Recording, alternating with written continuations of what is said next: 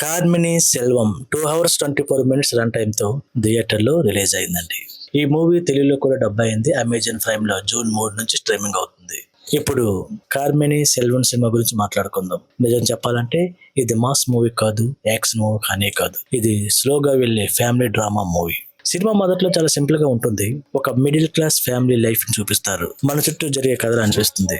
Samuthirakani acting చాలా natural గా ఉంది. అసలు యాక్టింగ్ చేస్తున్నాడు అనే ఫీల్ రాదు. నిజంగానే ఆ క్యారెక్టర్ లో ఇన్వాల్వ్ అయ్యి కనిపిస్తాడు. ఈ సినిమాలో ఫైట్స్, ట్విస్ట్, ఎలివేషన్స్ ఎక్కువగా ఉండవు. కానీ మనీ కోసం పరిగెత్తే మిడిల్ క్లాస్ పీపుల్ లైఫ్ ని బాగా చూపించాడు. ఈ ఈఎంఐలు, లోన్స్, సొసైటీ ప్రెషర్ ఇవన్నీ చాలా రీజనబుల్ గా అనిపిస్తాయి. ఫస్ట్ హాఫ్ నాకు బాగా నచ్చింది. సెకండ్ హాఫ్ కొంచెం స్లోగా అనిపించింది. కొన్ని సీన్స్ ముందే గెసేయచ్చు, కానీ మూవీ ఎండింగ్ దగ్గరకు వచ్చేసరికి ఒక మంచి మెసేజ్ ఇస్తుంది. ఓవరాల్ గా చెప్పాలంటే కమర్షియల్ ఎంటర్టైన్మెంట్ కోసం వెళ్తే డిసప్పాయింట్ అవుతారు, కానీ ఫ్యామిలీ డ్రామా, రియలిస్టిక్ స్టోరీస్ ఇష్టమైతే ఒకసారి చూడొచ్చు. నా పర్సనల్ ఒపీనియన్ మాత్రం ఇది ఒక average good movie. Full story explanation లోకి వెళ్దాం. ఇప్పుడు ఒక మనిషి జీవితంలో డబ్బు ఎంత అవసరమో అందరికీ తెలుసు, కానీ అదే డబ్బు మీద ఆశ పెరిగితే జీవితం ఎలా మారిపోతుందో చూపించే కథే కార్మిని సెల్వం. సెల్వం ఒక సాధారణ డ్రైవర్. తన భార్య శాంతి, చిన్న కొడుకుతో ఎంతో సంతోషంగా జీవిస్తూ ఉంటారు. పెద్ద ఇల్లు లేదు, పెద్ద ఆస్తులు లేవు,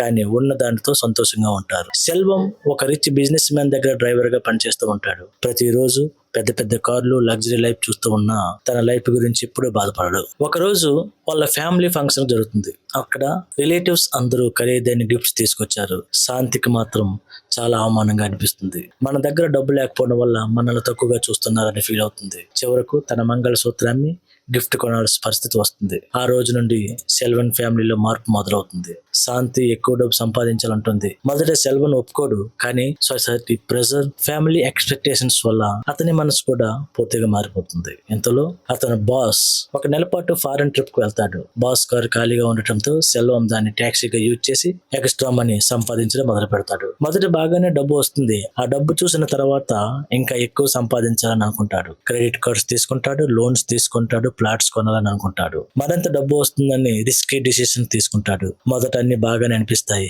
కానీ కొద్దిగా అప్పులు పెరగడం మొదలవుతుంది. ఒక లోన్ తీర్చడానికి ఇంకో లోన్, ఒక ఈఎంఐ కట్టడానికి ఇంకో క్రెడిట్ కార్డు, ఇలా అప్పుల వలలో చిక్కుకుంటాడు.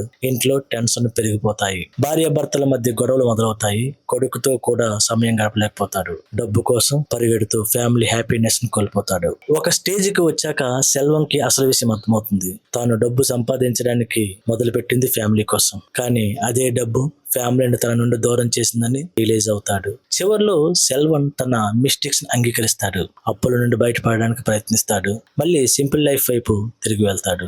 సినిమా చివరిలో ఒక సింపుల్ మెసేజ్ ఇస్తుందండి.